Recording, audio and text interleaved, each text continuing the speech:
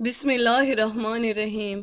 दोस्तों, आज की इस वीडियो में हम आपको बताएंगे कि कैसे एक बकरी ने इंसान के बच्चे को जन्म दिया। आज जो मंजर मेरे सामने था उसे देखकर मैं हैरान थी। वो शेख उस बकरी को अपने गले से लगाए बैठा था और बकरी के आसपास लोगों का हजूम था। मैं उस गांव की दाई थी और मैंने उस गांव के आधे से ज्यादा औरतों के यहाँ विलादत करवाई थी। सब लोगों का मुझ पर बहुत भरोसा था, लेकिन जब मौलवी उस्मान मेरे पास आया तो मैं हैरान रह गई। कहने लगा, अम्मा आज आपकी ज़रूरत पड़ गई है। मैंने कहा कि तुम्हें मेरी ज़रूरत कैसे पड़ गई? तुम्हारे घर में तो ऐसा मामला हो ही नहीं सकता, क्योंकि तुम्हारी बीवी तो बांझ है। उसने कहा, नहीं नहीं, मुझे आपकी ज़रूरत तो है, लेकिन अपनी बीवी के लिए नहीं। मुझे आपकी ज़रूरत है बानो के लिए। मैंने कहा, बानो, उसके यहाँ विलादत होने वाली है, आप जल्दी से आ जाएं। मैं चली गई क्योंकि ये काम इतना मुश्किल तो नहीं था। एक बकरी के यहाँ विलादत होने वाली थी। मौलवी इस्मान को अपनी बकरी से बहुत ज़्यादा मोहब्बत थी। उसने उसका नाम बानो रखा था।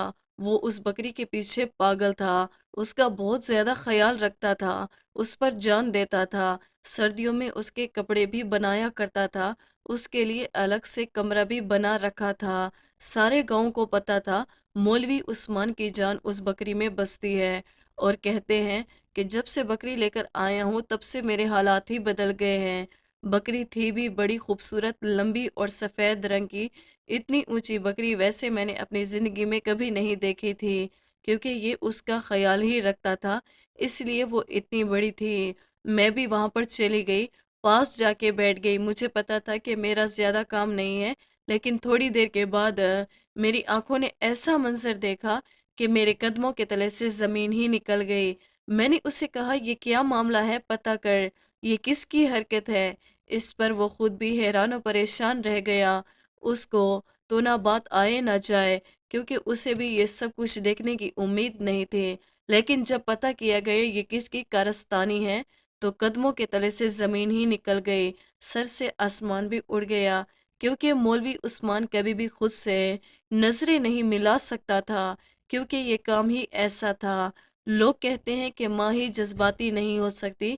कुछ मर्द भी ऐसे होते हैं जिनको औलाद का बहुत शौक होता है। मौलवी उस्मान भी ऐसा ही था, और मेरे इन हाथों में वो बच्चा हुआ था। उसकी माँ बड़ी अच्छी औरत थी, अब इस दुनिया से वो जा चुकी थी।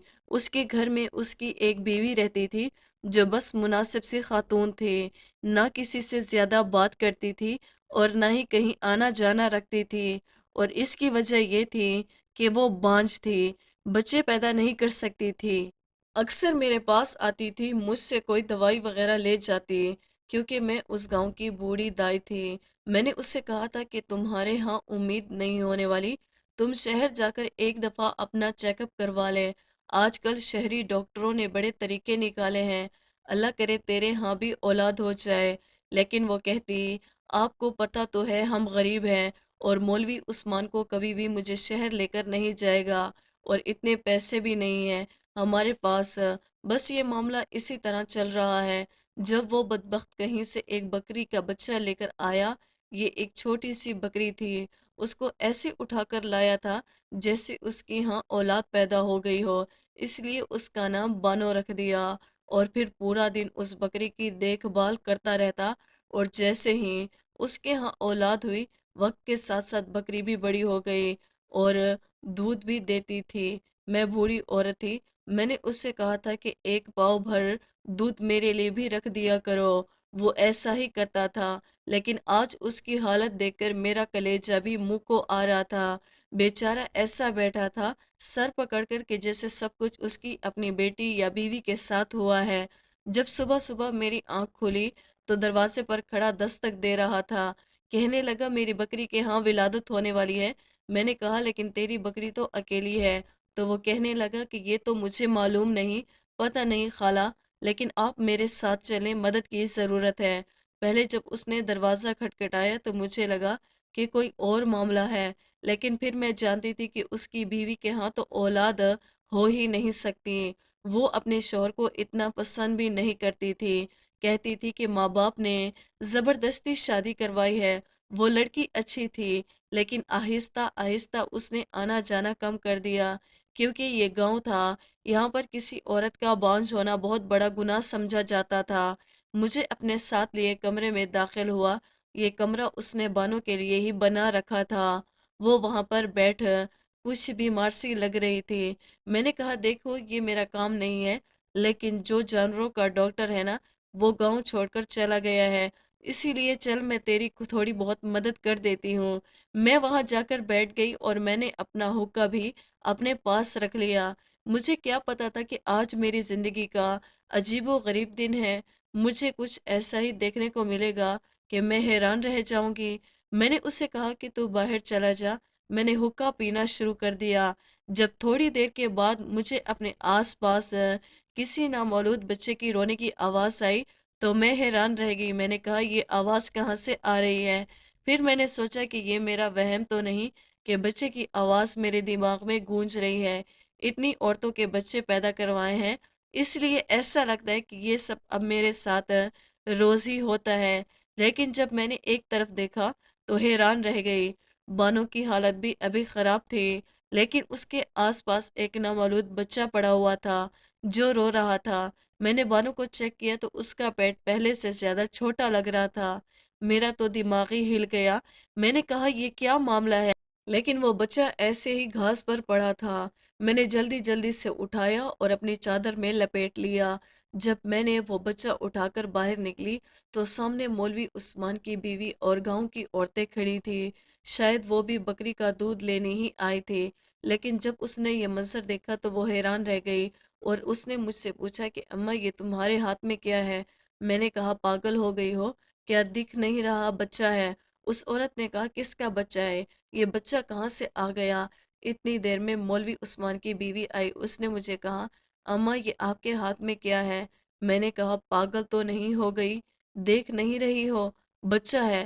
پھر اس نے پوچھا یہ کس کا بچہ ہے اور یہ بچہ کہاں سے آ گیا؟ تو اندر بانو کے پاس تھی، اس کی طبیعت خراب تھی۔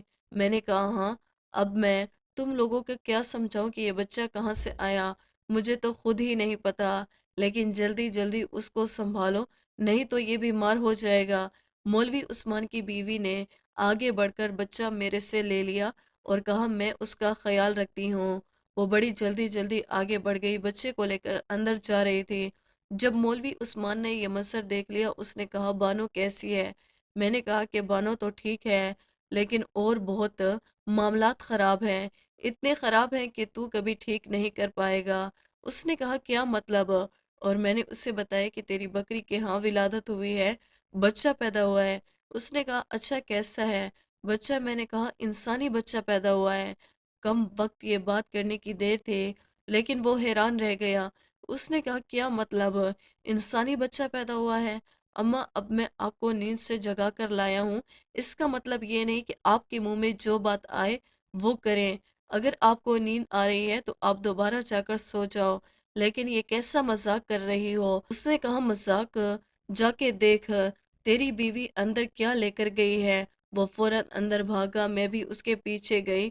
اس کی بیوی نے اس بچے کو کپڑے میں لپیٹ کر اپنے پاس لٹا دیا تھا اور دوسری عورت کو کہا کہ جا کر اپنے گھر سے بچے کا فیڈر اور دودھ لے آئے، کیونکہ اس عورت کے ہاں بھی ابھی ابھی بچہ پیدا ہوا تھا۔ وہ دودھ لینے آئی تھی، اب اس سے بچے کو بھی دودھ پلایا جا رہا تھا۔ بچہ بالکل ٹھیک ٹھاک تھا۔ میری نظر بڑی تیز تھی، میں نے ان کی نظر میں دیکھ کر یہ بتا دیا تھا کہ بچے کو کوئی مسئلہ نہیں ہے، تو وہ دودھ پی کر سکون سے سو گیا۔ لیکن اب اس گھر کے لوگوں کا سکون برباد ہونے والا تھا۔ مولوی صاحب تو زمین پر بیٹھ گیا، اپنا سر پیٹنے لگا۔ اس نے کہا یہ کون سا زمانہ آ گیا، یہ کیا ہو گیا؟ مجھے تو کچھ سمجھ نہیں آ رہا۔ آپ لوگوں نے میرے ساتھ کوئی کھیل تو نہیں کھیلا؟ ہم نے کہا ہم نے تیرے ساتھ کیا کھیل کھیلنا تھا؟ تو بتا یہ سب کیا ہے؟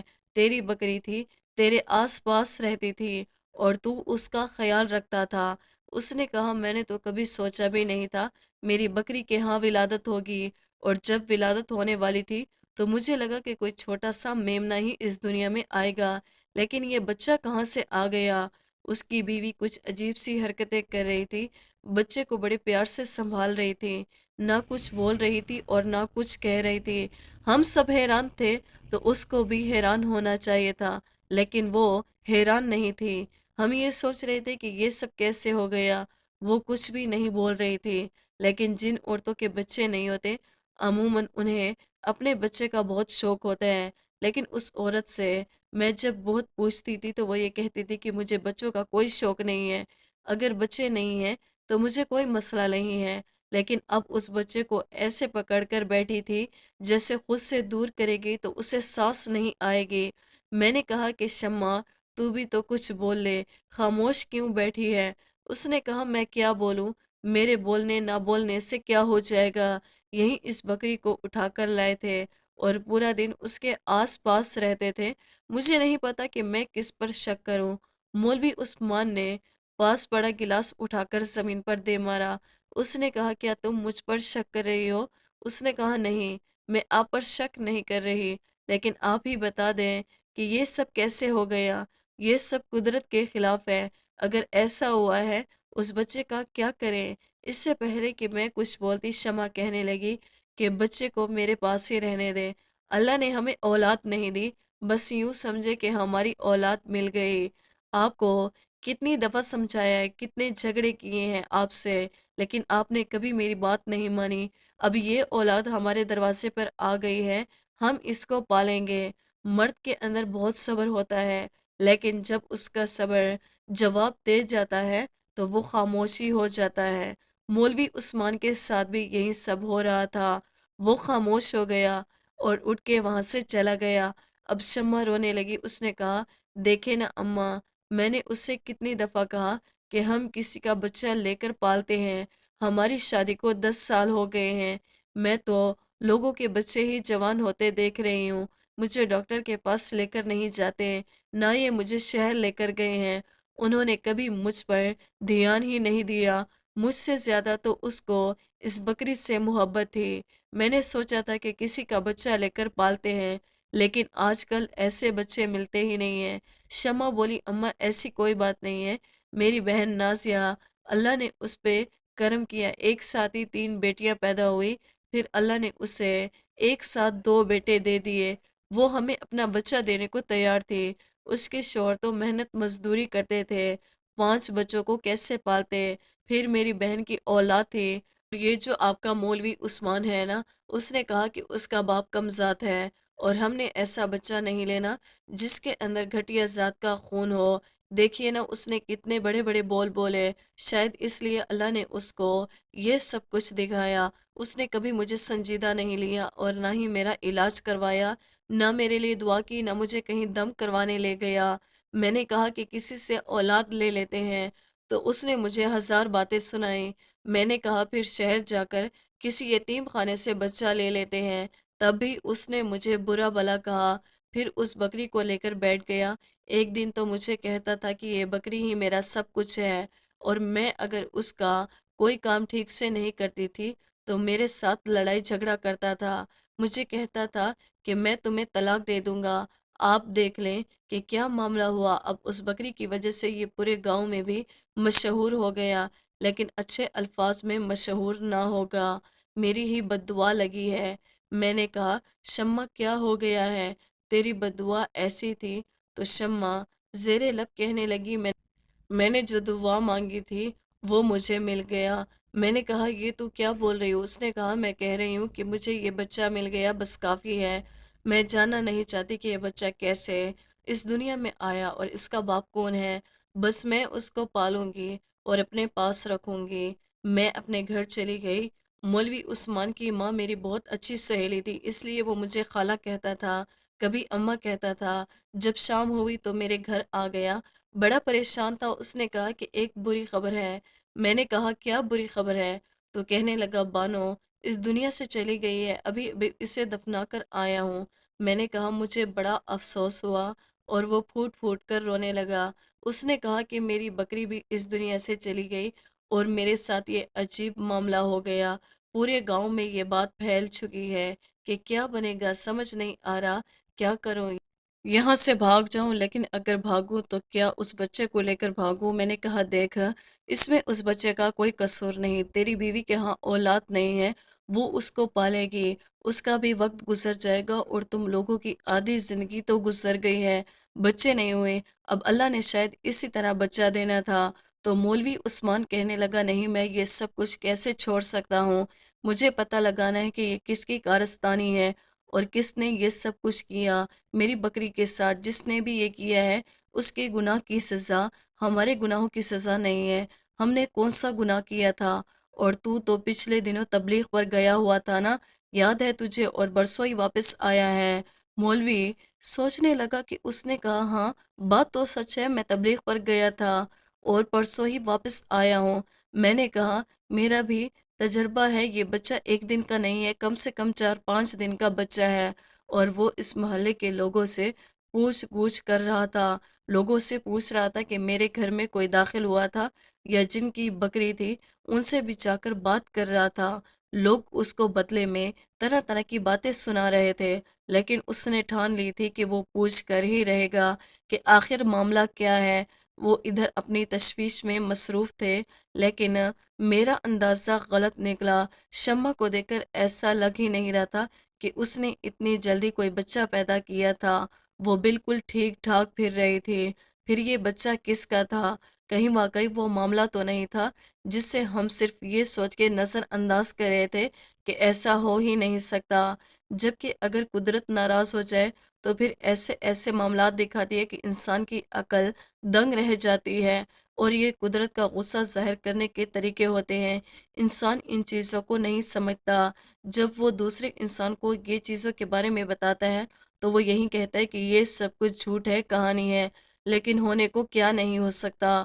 مجھے ایک عورت کے بارے میں پتہ چلا کہ اس نے ایک بچہ پیدا کیا تھا، اس کو دیکھ کر سب لوگ چیخے مارتے چلاتے ہوئے وہاں سے بھاگ گئے، کیونکہ وہ بچہ ہی اس قسم کا تھا کہ میری ہمت تھی کہ میں نے اس بچے کو اٹھا کر اس کی ماں کی گود میں رکھا تھا۔ اسی طرح ماں کے ہاتھ بھی کانپ رہے تھے، وہ بری طرح سے رو رہی تھی۔ سب لوگ کہتے تھے کہ اسے سزا ملی ہے کیونکہ اس نے اپنی چارپائی پر پڑی ہوئی ساس کی خدمت نہیں کی، بلکہ ان کو ہمیشہ برے الفاظ سے پکارتی تھی، غصہ کرتی تھی، ان کے کام نہیں کرتی تھی۔ پھر اس کی ساس اسی طرح چارپائی پر دم توڑ گئی۔ وہ بچے بھی اس دنیا میں زیادہ عرصہ نہیں رہا، لیکن اس عورت کو بدلہ ضرور ملا۔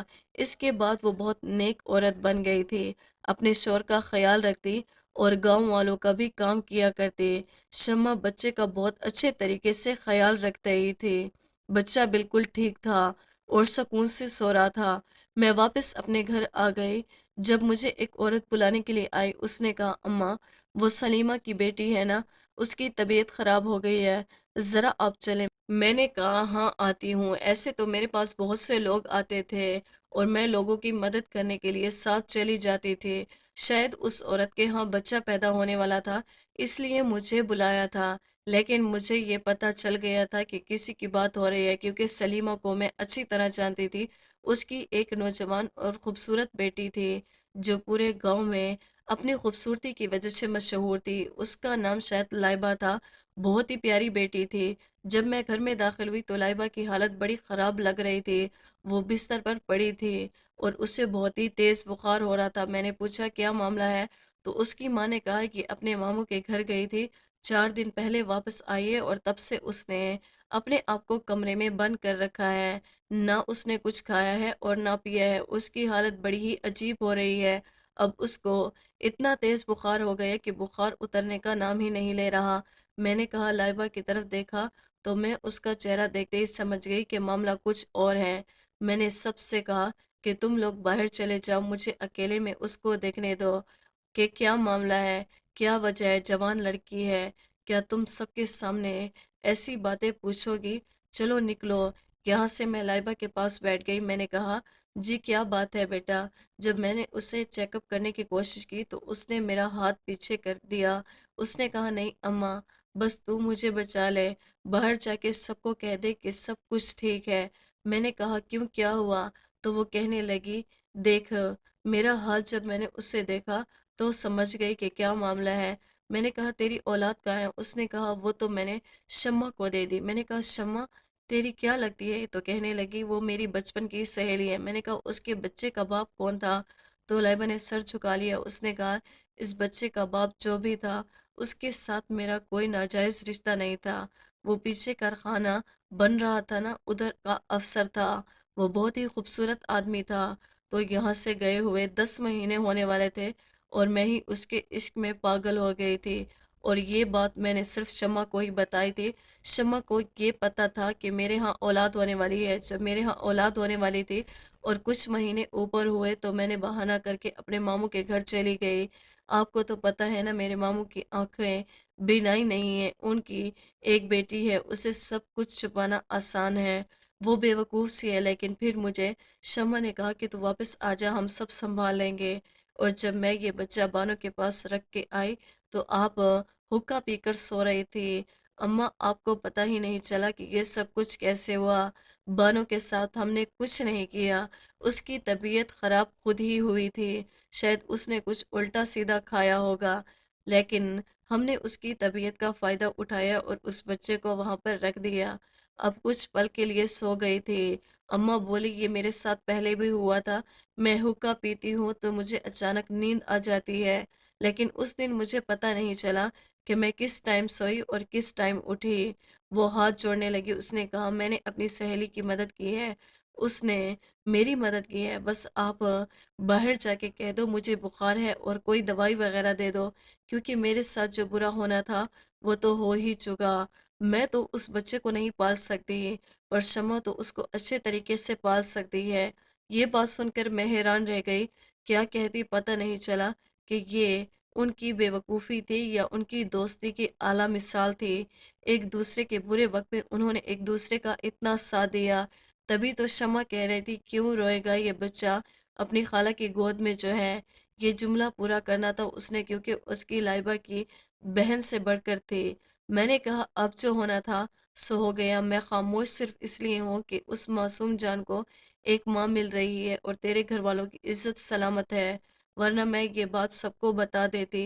میں نے سب کو باہر جا کے کہہ دیا کہ لائبہ کی طبیعت خراب ہے، آپ لوگ اس کو کچھ دن بیڈ ریسٹ پر آرام کروائیں، اس کے بعد وہ ٹھیک ہو جائے گی اور اس سے زیادہ سوال نہیں کرے گے۔ ادھر میں نے مولوی عثمان کو بھی سمجھایا کہ بچہ جیسا بھی اس دنیا میں آیا اب یہ تیری اولاد ہے، تو ہی اس کا خیال رکھنا، شاید اللہ نے تجھے امتحان لینے کے لیے چن لیا ہے اور تو بھی اسی میں سرخرو ہو جا تو سب ٹھیک ہو جائے گا۔ اس کو بھی میں نے سمجھایا اور شمع سے بھی میں نے کوئی ذکر نہیں کیا، لیکن یہ بات واقعی بہت عجیب تھی۔ لیکن اس بچے کے آنے کے بعد مولوی صاحب کے حالات بہتر ہو گئے اور اس کے گھر میں دولت کی ریل فیل ہو گئی۔ اب وہ بھی اس بچے کو اپنی گود میں لے پھرتا، اٹھاتا، پیار کرتا، اور شمع بھی بہت ہی خوش تھی۔ بات لائبہ کی تو کسی کو پتہ بھی نہیں چلا، اس لڑکی نے اتنا برا کیا، شاید اس کی قسمت اچھی تھی، لیکن اس نے واقعی بہت بڑا قدم اٹھایا تھا۔ اللہ پاک اس کو ہدایت دے۔ دوستوں امید کرتے ہیں ہماری آج کی ویڈیو آپ کو پسند آئی ہوگی، ویڈیو کو لائک اور سبسکرائب کرنا نہ بھولیے گا۔